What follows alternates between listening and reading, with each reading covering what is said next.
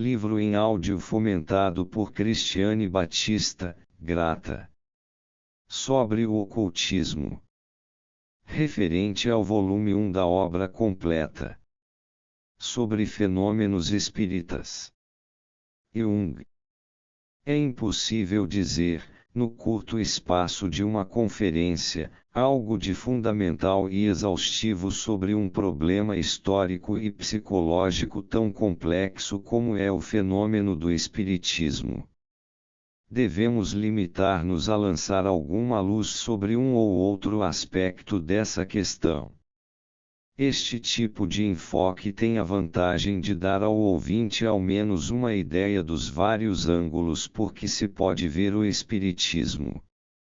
O espiritismo, de espíritas igual espírito, é uma teoria, seus defensores chamam-na científica, e também uma crença religiosa que, como toda crença religiosa, forma o cerne espiritual de um movimento religioso, de uma seita que acredita na intervenção real e palpável de um mundo espiritual em nosso mundo e, consequentemente, faz da comunicação com os espíritos uma prática religiosa. A dupla natureza do espiritismo lhe dá uma vantagem sobre os outros movimentos religiosos. Ele acredita não só em certos artigos de fé, não suscetíveis de provas, mas baseia sua fé num complexo de fenômenos que são em última análise físicos e dizem respeito à ciência, mas que seriam de tal natureza que não podem ser explicados a não ser pela atuação dos espíritos. Esta peculiar dupla natureza, por um lado seita religiosa, por outro lado hipótese científica, faz com que o espiritismo atinja as esferas mais diversas e aparentemente mais distantes da vida. O espiritismo como seita teve seu início na América, em 1848. A história de sua origem é singular. Duas moças da família metodista Fox, em Hydesville, perto de Rochester, Nova York, eram amedrontadas toda noite por sons de batidas. Inicialmente isto provocou um grande escândalo, pois os vizinhos supunham que o diabo estava aprontando das suas. Aos poucos, porém, foi possível entrar em contato com esses sons das batidas, descobrindo-se que perguntas eram respondidas com determinado número de batidas. Com um alfabeto de batidas descobriu-se que um homem fora assassinado na casa dos Fox e seu cadáver enterrado no porão.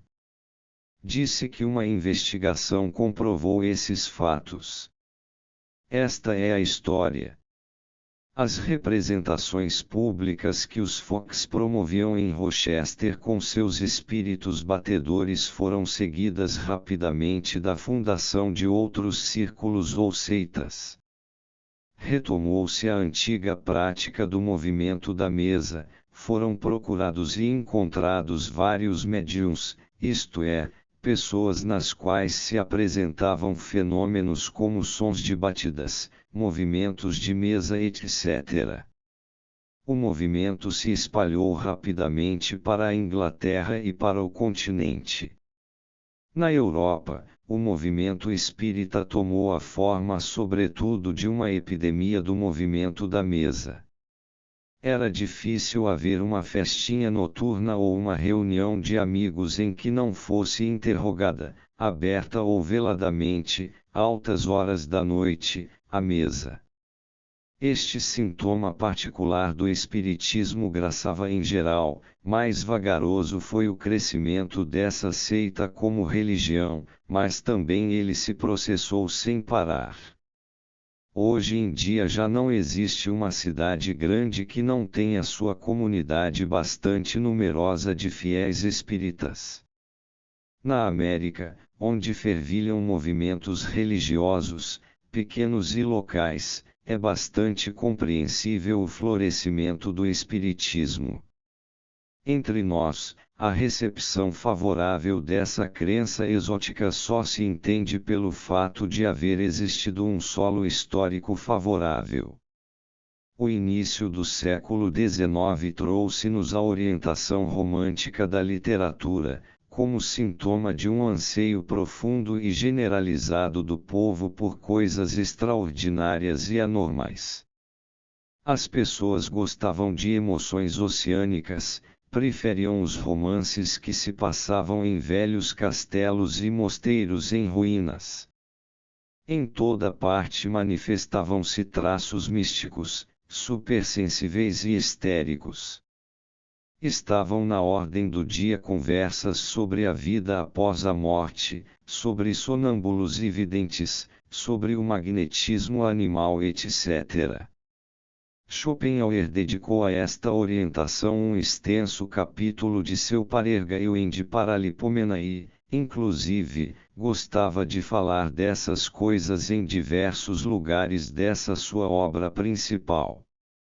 Até mesmo seu importante conceito de santidade é um ideal místico ascético exagerado.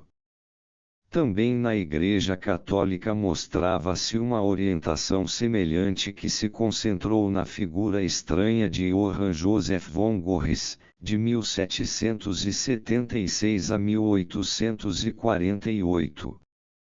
Neste sentido é bem típica sua obra em 4 volumes, Die Christliche Mystik.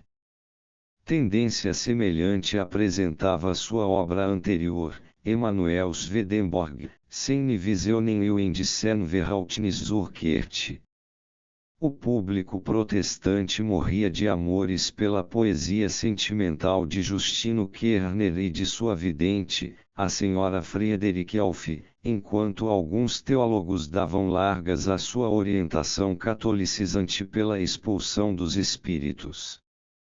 Nesta época surgiu também grande número de biografias fantásticas ou de outras descrições psicológicas de pessoas que tinham êxtases, sonâmbulos, sensitivos, etc. Em toda parte eram procuradas essas anomalias nervosas que eram cultivadas com fervor. Bom exemplo disso é a senhora Alf, a vidente de Prevost, e o círculo de admiradores que reuniu em torno de si. A contrapartida católica é Catarina Emmerich, a freira visionária de Dulmen. Sobre personalidades semelhantes informa um anônimo erudito no volumoso livro Die Teilule Ekstatischen Jungfrauen. Leitsternen die Dunkelngebet der Mystik. Nestas pessoas fenomenais sensitivos ou sonâmbulos, como eram chamados na época, foram observados os seguintes processos suprassensíveis: 1. Fenômenos magnéticos. 2. Presciência e profecia. 3. Visões. 1. Por magnetismo animal entendia-se no começo do século XIX um campo bem indeterminado de fenômenos fisiológicos e psicológicos que, como se supunha, podiam ser explicados como magnéticos. Falava-se de magnetismo animal desde os experimentos geniais de Franz Anton Mesmer. Ele descobriu a arte de induzir uma pessoa ao sono passando de leve as mãos sobre o corpo dela. Em algumas pessoas este sono se assemelhava a um sono natural, em outras era um sono acordado, isto é, as pessoas pareciam sonâmbulas, só dormiam em parte, ficando acordadas em alguns sentidos. Este meio sono era chamado sono magnético ou sonambulismo. Neste estado as pessoas estavam totalmente submetidas à vontade do magnetizador, estavam magnetizadas por ele. Evidentemente esses estados perderam hoje seu aspecto maravilhoso, nós os conhecemos como hipnose e empregamos os passes de Mesmer como meios auxiliares além de outros métodos de sugestão. A importância que se dava aos passes de Mesmer levou rapidamente a uma supervalorização grosseira. Acreditava-se que uma força vital fora descoberta, falava-se de um fluido magnético que passava do magnetizador para o paciente destruindo o tecido doente. Pretendia-se explicar assim também o movimento da mesa, pois pensava-se que a mesa era vitalizada pelo fato de se colocar sobre ela as mãos, movimentando-se então como um ser vivo. Da mesma forma procurava-se explicar os fenômenos da forquilha para procurar água e do movimento automático do pêndulo. Falava-se inclusive de fenômenos absurdos desse tipo, e neles se acreditava. O jornal Neue Preußische Zeitung, de Barmen, na Pomerânia, publicou a história de 7 pessoas que se sentaram à mesa dentro de um barco e o magnetizaram. Nos primeiros 20 minutos o barco deslizou 50 pés correnteza abaixo. Então começou a girar com crescente velocidade, até que o movimento rotativo o virou em 3 minutos, 180 graus. Por hábil manobra do timoneiro, o barco andou para frente e percorreu meia milha correnteza acima em 40 minutos, mas fez o percurso inverso em apenas 26 minutos. Bom número de espectadores que a tudo assistiam da margem recebeu os viajantes da mesa com aplausos etc. Portanto, um barco automóvel místico. O professor universitário Nageli, de Friburgo, na Brisgóvia, teria dado a ideia do experimento. Desse tipo de experimento temos notícias também da antiguidade bem remota. Informa, por exemplo, Ammianus Marcellinus, no ano 371, que um certo Patrício e um certo Hilário, ao tempo do imperador Valente, descobriram através das abomináveis artes divinatórias quem sucederia no trono. Usaram para isso uma tigela de metal ao redor da qual estava gravado o alfabeto. Dentro dela mantiveram suspenso um anel, preso por um fio, enquanto proferiam juramentos. Este começou a oscilar e, através de batidas na borda da tigela, soletrou o nome Teodoro.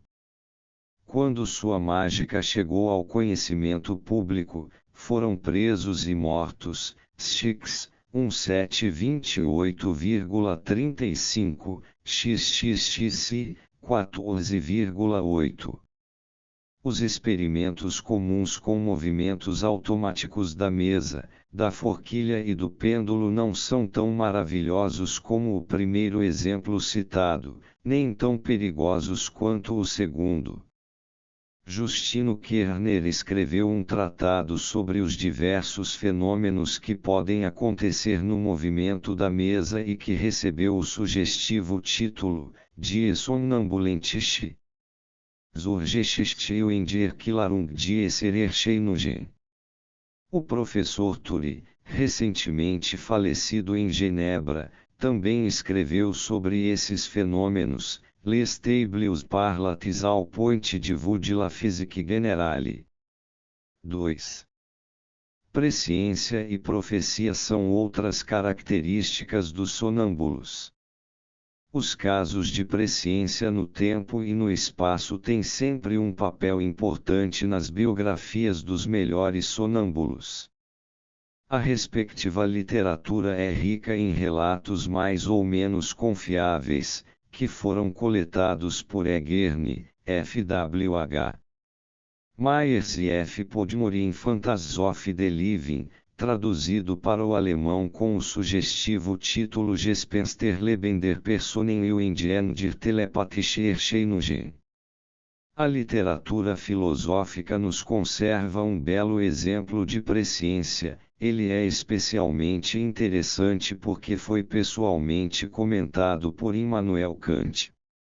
Em carta sem data certa, Kant escreveu à senhorita Charlotte von Knobloch sobre o vidente Swedenborg o seguinte: a seguinte ocorrência parece-me ter o maior peso de prova e colocar a afirmação sobre o extraordinário dom de Swedenborg além de qualquer dúvida. Em 1756, ao final do mês de setembro, num sábado, às 4 horas da tarde, Swedenborg chegou da Inglaterra a Gotemburgo. Mr. William Kestal convidou-o a ir à casa dele e convidou mais 15 pessoas. Por volta das 6 horas da tarde, Swedenborg saiu da casa e voltou pálido e transtornado para dentro da sala. Disse que acabara de irromper naquele instante um terrível incêndio em Estocolmo, no Södermalm. Gotemburgo dista umas 50 milhas de Estocolmo, e que o fogo se alastrava rapidamente. Estava inquieto e saía a todo instante. Disse que a casa de um amigo seu, cujo nome mencionou, já estava em cinzas e que sua própria casa estava em perigo. Às 8 da noite, após ter saído novamente, exclamou com alegria: graças a Deus, o fogo está extinto, a 3 portas de minha casa. Esta notícia emocionou toda a cidade, mas principalmente as 15 pessoas que estavam com ele. O fato foi comunicado ao governador na mesma noite. No domingo de manhã, Swedenborg foi recebido pelo governador que o interrogou sobre o desastre. Swedenborg descreveu precisamente o incêndio, como começou, como terminou e quanto tempo durou. No mesmo dia espalhou-se a notícia por toda a cidade e, pelo fato de o governador lhe ter dado atenção, a comoção foi maior ainda, pois muitos estavam apreensivos por causa de seus amigos e seus bens. Na segunda-feira à noite chegou um mensageiro a Gotemburgo, enviado pelos comerciantes de Estocolmo durante o incêndio. Nas cartas que trazia, o incêndio era narrado conforme descrevi acima. Na terça-feira de manhã chegou uma correspondência do rei ao governador relatando o incêndio, com as perdas que causou, as casas que destruiu e danificou, em nada diferindo do relato que Swedenborg fez na hora do acidente, pois o fogo foi extinto às 8 horas da noite. O que pode opor-se à veracidade desse fato? O amigo que me escreveu isso examinou tudo, não apenas em Estocolmo mas também, há 2 meses atrás, em Gotemburgo, onde conhece as casas mais respeitáveis e onde pôde obter as informações mais completas e autênticas, pois decorreu pouco tempo desde 1756 e a maioria das testemunhas aquelas do ocorrido ainda vive. A profecia é um fenômeno bastante conhecido pelo ensino religioso, de modo que não há necessidade de dar exemplos. 3. As visões sempre figuraram nas histórias miraculosas, seja na forma de aparições ou de êxtases. A ciência considera as visões de espíritos como engano dos sentidos, alucinações. As alucinações são frequentes nos doentes mentais.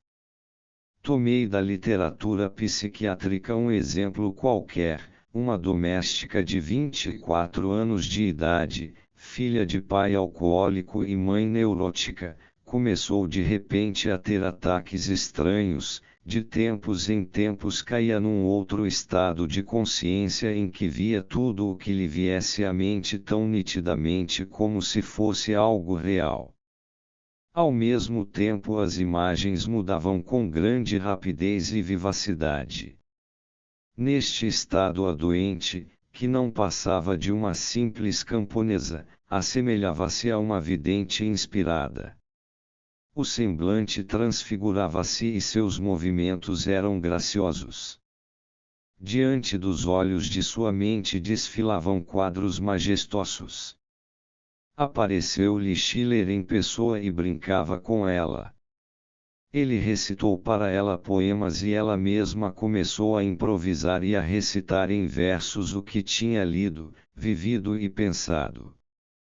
Finalmente, voltava ao normal sentindo cansaço e esgotamento, com dor de cabeça e angústia, mas só se lembrava vagamente do ocorrido. Outras vezes sua segunda consciência tinha um caráter mais sombrio, via figuras fantasmagóricas profetizando desgraças, procissões de espíritos, caravanas de animais estranhos e medonhos, seu próprio enterro etc. Os êxtases dos videntes acontecem em geral dessa forma. Pela história conhecemos muitos visionários, a eles pertencem vários profetas do Antigo Testamento. Conta-se de Paulo a visão de Damasco, foi seguida de cegueira e esta terminou num dado momento psicológico. Esta cegueira lembra, por um lado, a cegueira que pode ser provocada por sugestão e, por outro lado, aquela que surge espontaneamente em certas doenças histéricas, desaparecendo num momento psicológico adequado.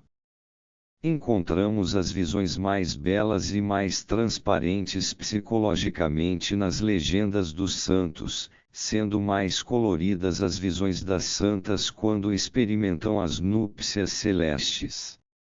Um tipo visionário especial foi a donzela de Orleans, Joana d'Arc, que foi copiado inconscientemente pelo devoto sonhador Thomas Ignaz Martin no tempo de Luís XVIII.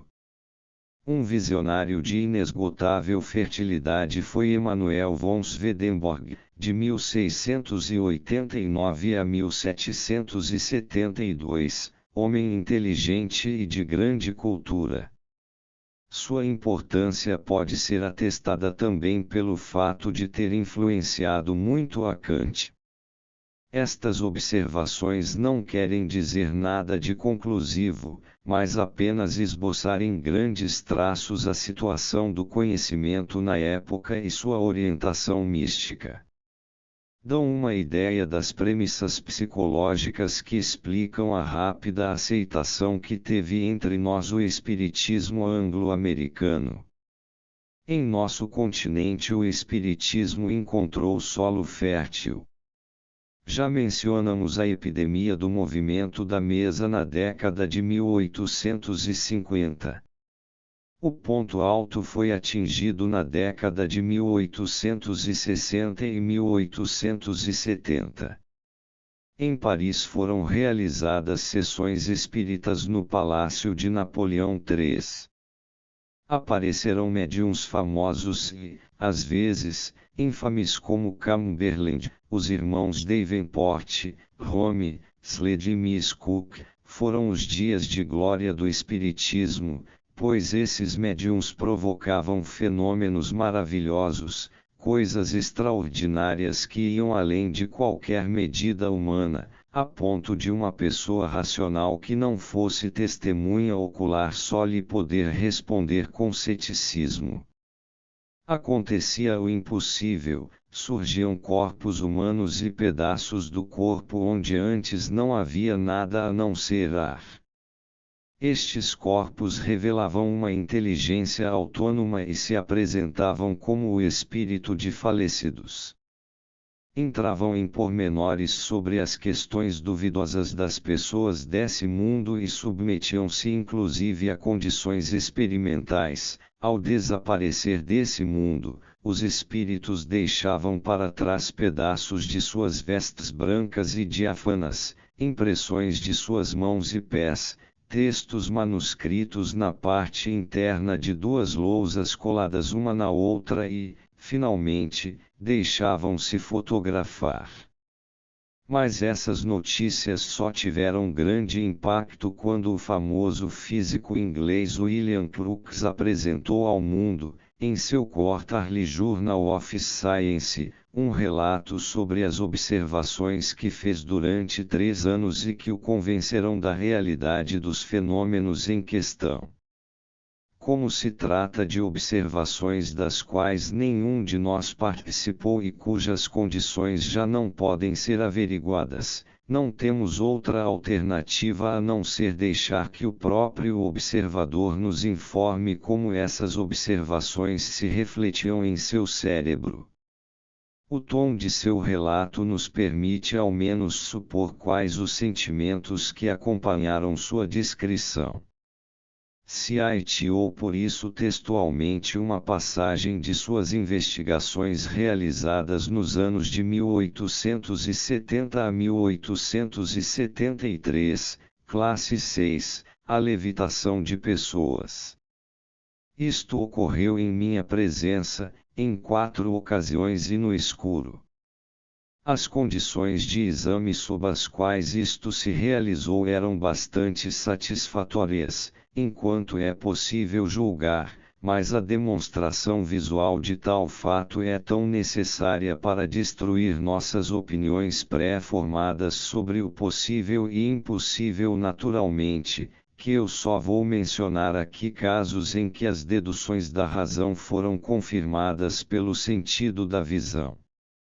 Numa das ocasiões vi uma cadeira, com uma senhora sentada nela, levantar-se vários centímetros do chão. Noutra ocasião, para afastar a suspeita de que isto era de certa forma feito por ela, a senhora ficou de joelhos em cima da cadeira de modo que se podia ver os 4 pés da cadeira. Esta ergueu-se então uns 5 centímetros, permaneceu ao ar por uns 10 segundos e depois desceu lentamente.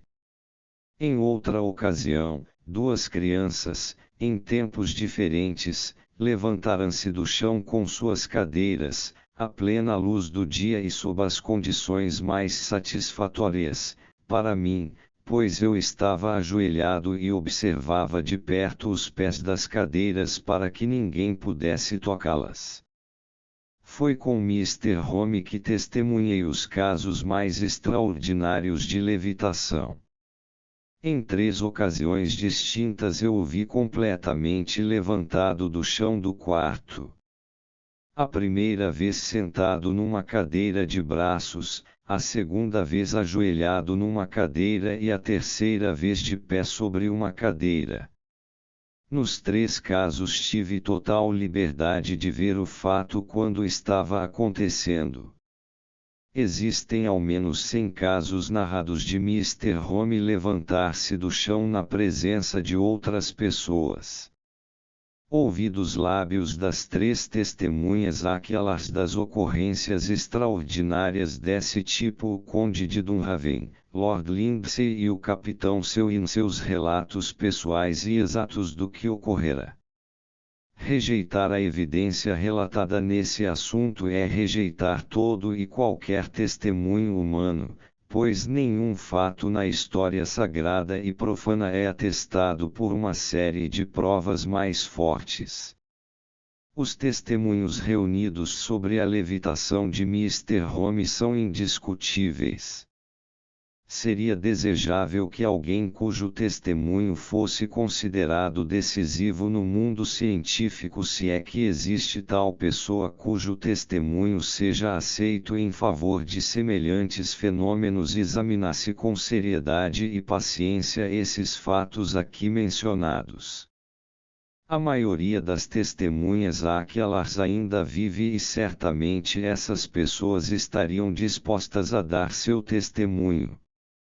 Mas em alguns anos este testemunho direto será difícil ou até mesmo impossível de obter.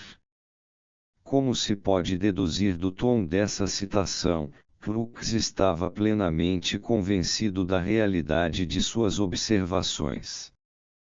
Não vou alongar-me em outras citações. Não aprenderíamos nada de novo com isso.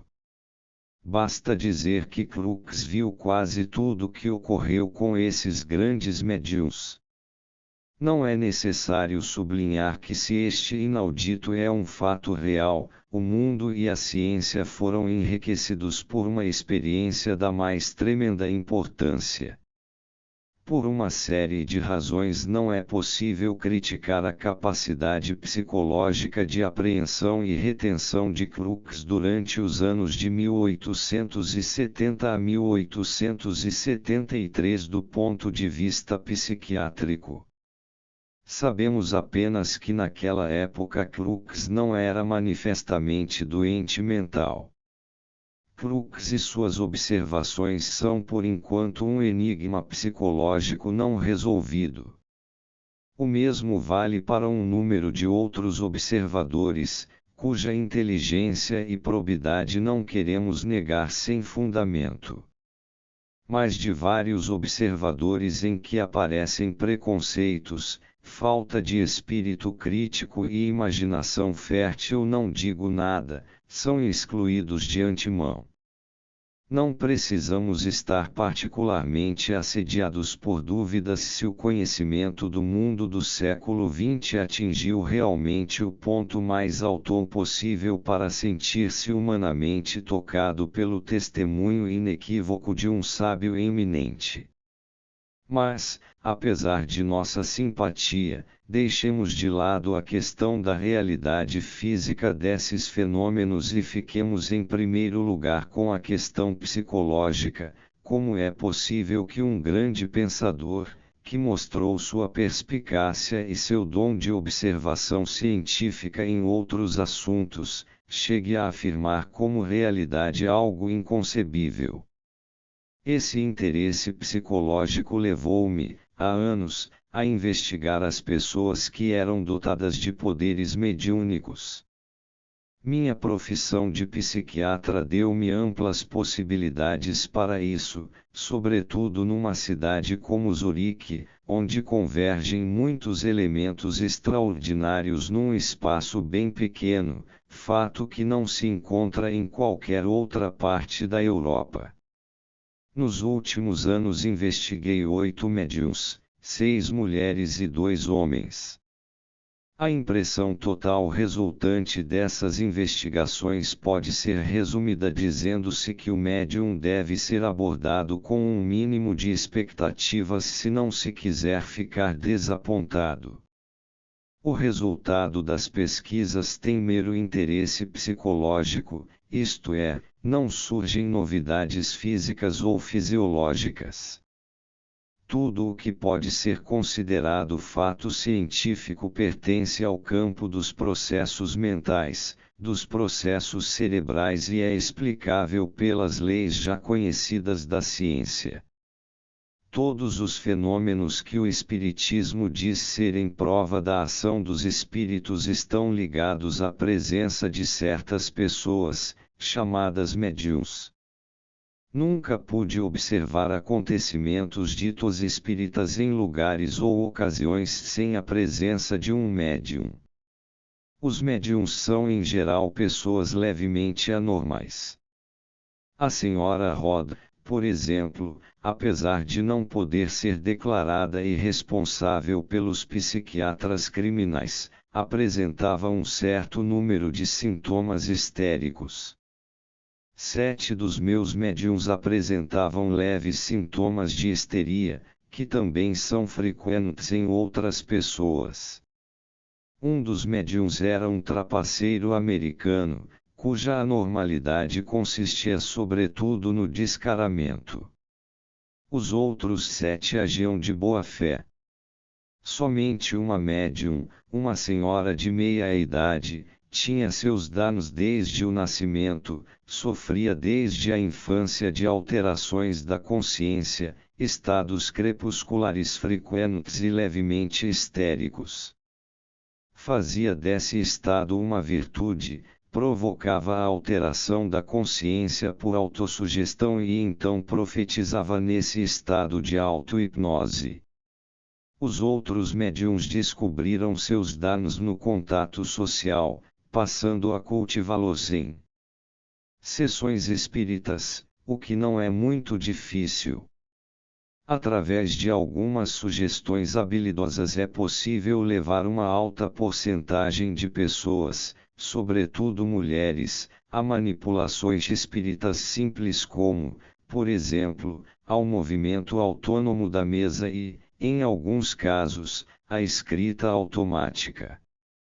Os fenômenos mais comuns que observamos nos médiuns é o movimento da mesa, a escrita automática e falar em transe. O movimento da mesa consiste em uma ou mais pessoas colocarem as mãos sobre uma mesa facilmente móvel.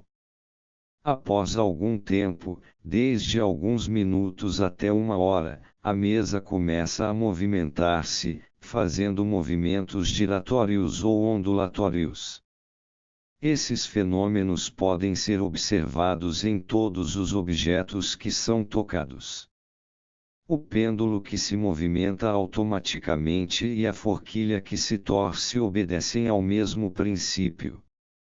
Foi apenas uma hipótese muito infantil das décadas anteriores presumir que os objetos tocados se moviam por si mesmos, como seres vivos. Quando se escolhe um objeto mais pesado, pode-se perceber os músculos do braço do médium durante a movimentação do objeto e constatar com clareza a tensão deles e o consequente esforço do médium para mover o objeto. A única coisa estranha nisso tudo é que os médiuns afirmam que não sentem o esforço, mas têm a sensação de que o objeto se move por si ou de que seu braço ou sua mão são movidos. Mas este fenômeno psicológico só é estranho naquelas pessoas que não conhecem as experiências do hipnotismo. Pode-se, por exemplo, recomendar ao hipnotizado que, após acordar, deva esquecer tudo o que aconteceu durante a hipnose, mas, assim mesmo, após receber determinado sinal, vai levantar o braço direito sem saber por que está fazendo aquilo. Após acordar terá esquecido tudo, mas ao receber o sinal levanta o braço, não sabe por que o fez, o sinal simplesmente lhe puxou o braço para cima. Por outro lado, podemos encontrar às vezes em histéricos fenômenos automáticos que surgem espontaneamente como, por exemplo, paralisia de um braço ou movimentos automáticos dele. Os doentes não conseguem dizer o motivo desses sintomas surgidos repentinamente, ou alegam motivos fictícios, teriam aparecido por causa de um resfriado ou por esforço excessivo. Basta hipnotizar os doentes para saber a verdadeira razão ou significado desse sintoma. Uma jovem acorda de manhã e percebe que seu braço direito está paralisado. Vai aflita ao médico e diz que não sabe de onde vem isso, mas que no dia anterior se caçara demais na limpeza da casa. É o único motivo do qual se lembra. Mas a hipnose revela que no dia anterior tivera forte discussão com os pais. O pai a havia agarrado com força pelo braço direito e posto para fora de casa. O motivo da paralisia do braço direito ficou claro, deve-se à lembrança inconsciente da cena do dia anterior e que não estava presente em sua consciência desperta. A partir desses fatos vemos que em nosso corpo podem ocorrer, sob certas circunstâncias, movimentos automáticos, cujo motivo e origem desconhecemos. Se a ciência não nos tivesse alertado para isso, também não saberíamos que nossos braços e mãos fazem continuamente leves movimentos que acompanham nossos pensamentos, os chamados movimentos de tremor intencional. Pensemos, por exemplo, numa figura geométrica simples, num triângulo talvez, e os movimentos da mão estendida vão desenhar um triângulo, o que pode ser demonstrado facilmente por meio de um aparelho adequado. Se, portanto, alguém se sentar à mesa com a expectativa nítida de movimentos automáticos, os movimentos de tremor intencional vão refletir essa expectativa e movimentar aos poucos a mesa. e uma vez sentidos os movimentos aparentemente automáticos, a pessoa logo se convence de que a coisa funciona. A convicção, sugestão, turva o julgamento e a observação, de modo que a pessoa não percebe como os tremores, inicialmente leves, se transformam aos poucos em contrações musculares mais fortes, produzindo consequentemente efeitos maiores e mais convincentes. Quando uma mesa comum, cuja construção simples conhecemos, faz movimentos aparentemente autônomos e se comporta como se fosse viva, então a fantasia humana está pronta a considerar como causa do movimento algum fluido místico ou mesmo o espírito do ar. Quando a mesa compõe frases de conteúdo inteligível a partir de letras do alfabeto, o que em geral acontece, então parece comprovado que temos em ação uma inteligência de fora. Sabemos, porém, que os tremores automáticos iniciais dependem muito de nossas ideias. Se forem capazes de mover a mesa, podem igualmente guiar os movimentos da mesa a ponto de formar palavras e frases a partir de letras do alfabeto. Não é necessário visualizar de antemão as frases. A parte inconsciente de nossa psique que dirige os movimentos automáticos logo faz entrar nos movimentos um conteúdo intelectual. Como é de se esperar, o conteúdo intelectual dessa produção também é de baixa qualidade e em pouquíssimos casos ultrapassa a inteligência do respectivo médium. Bons exemplos da pobreza da fala da mesa nos dá Allan Kardec em seu conhecido Livro dos Médiuns. A chamada escrita automática segue os mesmos princípios do movimento da mesa. O conteúdo do escrito não supera o da fala da mesa. O mesmo acontece em princípio com o falar em transe ou em êxtase. Em vez dos músculos do braço entram aqui em atividade autônoma simplesmente os músculos do sistema da fala. Naturalmente, o conteúdo do que é falado entra na mesma categoria dos produtos dos outros automatismos. Os fenômenos da fala automática são estatisticamente os mais frequentes nos médiuns. A clarividência ou presciência são fenômenos bem mais raros. Entre os médiuns havia duas pessoas com fama de serem clarividentes.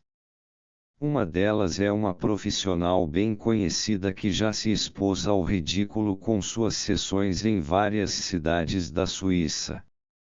Para obter uma opinião a mais justa possível sobre o estado mental dessa pessoa, tive com ela aproximadamente 30 entrevistas num período de 6 meses. Os resultados no que diz respeito à clarividência podem ser resumidos desta forma: não foi observado nada que inquestionavelmente ultrapasse as possibilidades psicológicas normais.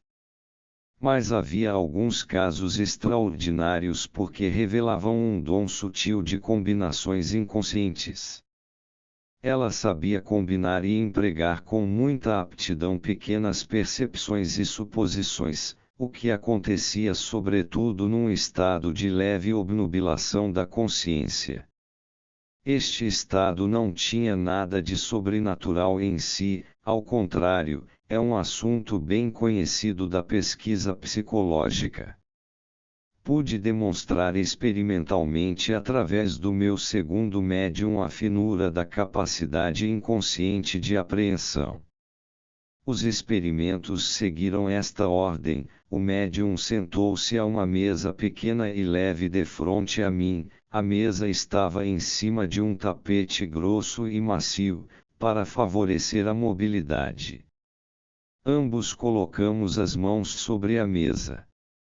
Enquanto a mente do médium estava ocupada numa conversa com uma terceira pessoa, eu me concentrei intensamente num número entre 0 e 10, por exemplo o número 3. A combinação consistia em que a mesa deveria inclinar-se tantas vezes quantas era o número pensado. O fato de o número ser indicado corretamente enquanto eu estava com as mãos sobre a mesa durante o experimento não é extraordinário. O extraordinário é que em 77% dos casos o número correto também foi dado quando eu tirava as mãos da mesa logo após a primeira inclinação. Quando minhas mãos não tocavam a mesa de forma nenhuma, não havia resultados corretos. Dos resultados de muitos experimentos se depreende que é possível transmitir a uma outra pessoa, através de simples tremores intencionais, um número entre 0 e 10, e isto de tal forma que esta pessoa não podia conhecer este número mas reproduzi-lo por meio de seus movimentos automáticos. Pude constatar que a consciência do médium nunca tinha qualquer noção do número que eu havia transmitido. Os números acima de 10 foram reproduzidos com muita inexatidão e, às vezes, só um dos algarismos. Quando os números eram pensados em algarismos romanos, tudo era bem pior do que em algarismos arábicos. Os 77% acima referidos só dizem respeito aos algarismos arábicos. Disso pode-se concluir que meus movimentos inconscientes provavelmente transmitiam uma imagem pictórica dos números. A imagem pictórica mais complicada e mais incomum dos números romanos tornava a coisa mais difícil, bem como os números acima de 10. Não posso falar desses experimentos sem mencionar uma observação curiosa e instrutiva que fiz num dia em que todos os experimentos psicológicos com o médium davam errado. Também os experimentos com os números, acima citados, não queriam funcionar, até que usei o seguinte expediente, num experimento realizado quase nos mesmos parâmetros. Disse ao médium que o número em que estava pensando, 3, ficava entre o 2 e o 5. Fiz então com que a mesa me respondesse uma dúzia de vezes. Os números reproduzidos pela mesa com férrea insistência foram 2, 4 e 5, mas nunca 3, a mesa ou, respectivamente, o inconsciente do médium indicava assim negativa mas claramente que conhecia o número em que eu pensava, mas que o evitava por mero capricho. Os caprichos do inconsciente são algo sobre o qual os espíritas têm muito a dizer, só que em sua linguagem isto seria dito que os bons espíritos foram suplantados por espíritos gozadores e zombadores que estragaram o experimento. A fina capacidade de apreensão do inconsciente que consegue ler números em outra pessoa a partir dos tremores é um fato impressionante mas não sem precedentes. A literatura científica conhece uma série de exemplos que comprovam este fato. Mas se o inconsciente de alguém for capaz de conhecer e reproduzir algo, o que minhas experiências demonstraram, sem que disso saiba a consciência do indivíduo, então é preciso ter muito cuidado em afirmar que se trata de clarividência. Antes de admitir que o pensamento sobrevoa o espaço e o tempo independentemente do cérebro, temos que descobrir, através de minuciosa investigação psicológica, as fontes e afluências escondidas do conhecimento aparentemente sobrenatural. Por outro lado, todo pesquisador imparcial pode admitir tranquilamente que ainda não chegamos ao ápice da sabedoria e que a natureza guarda em si possibilidades infindas que nos trarão um futuro mais promissor. Eu me atenho a dizer que os casos por mim observados de suposta clarividência podem ser explicados de um modo diferente e mais compreensível do que admitir possibilidades de conhecimento místico. Casos aparentemente inexplicáveis de clarividência eu só ouvi contar ou li em livros. O mesmo vale das outras grandes manifestações espíritas, dos chamados fenômenos físicos. Os que eu vi eram considerados como tais, mas não eram. Falando em geral, entre os inúmeros que acreditam em milagres, atualmente há poucos que viram alguma coisa manifestamente sobrenatural. E mesmo entre esses poucos há alguns que possuem uma fantasia exagerada e substituem a observação crítica pela fé. No entanto, permanece entre essas testemunhas um pequeno resto que não podemos criticar. Incluo entre eles crux. Todas as pessoas observam mal as coisas que lhes são incomuns. Também crux é uma delas. Não existe um dom universal de observação que possa reclamar alto grau de certeza sem um treino especial. A observação humana só realiza algo quando está treinada num campo determinado. Se tirarmos um observador perspicaz de seu microscópio e voltarmos sua atenção para o vento e o tempo, ficará inseguro e saberá dizer menos que um caçador ou agricultor. Se colocarmos um bom físico na escuridão enganadora e mágica de uma sessão espírita, onde médiuns histéricos realizam suas cerimônias com todo o requinte mirabolante e incrível de que são capazes, sua observação não será muito melhor do que a de um leigo. Tudo irá depender da força que seu preconceito tem contra ou a favor do caso. Depois disso seria ainda aconselhável examinar, por exemplo, a disposição psíquica de crux. Se ele tiver uma tendência adquirida do meio ambiente ou da educação, ou mesmo inata, de acreditar no maravilhoso, então pode ser convencido pela aparição. Se não tiver a tendência de acreditar no maravilhoso, não acreditará apesar da aparição, como aconteceu com tantos outros que viram coisas semelhantes com os mesmos médiuns. A observação e os relatos humanos são perturbados por diversas fontes de erros que, em parte, são ainda totalmente desconhecidas. Toda uma corrente da psicologia experimental se ocupa da psicologia do depoimento, isto é, do problema da observação e do relato.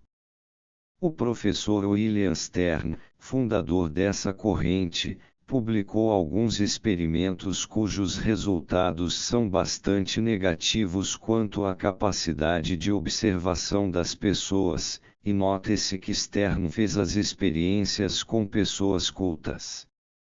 Sou da opinião de que devemos ainda trabalhar arduamente por alguns anos na direção apontada por Stern, antes de abordar a difícil questão da realidade dos fenômenos espíritas.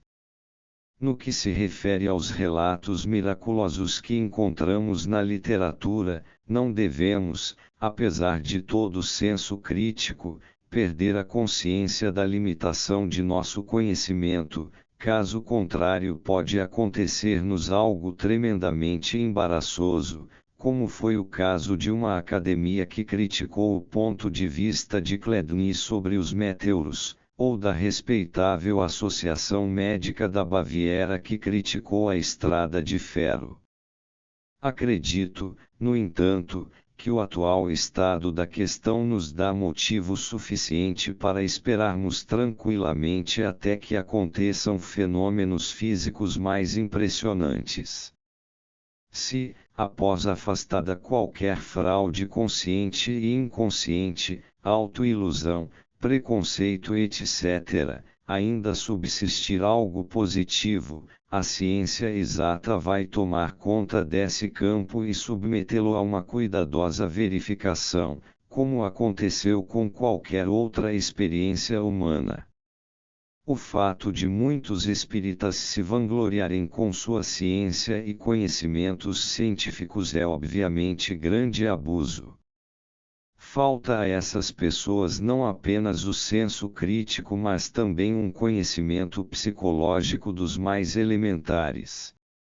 Também não querem aprender nada, apenas continuam acreditando, o que é uma ingênua arrogância em vista da imperfeição humana.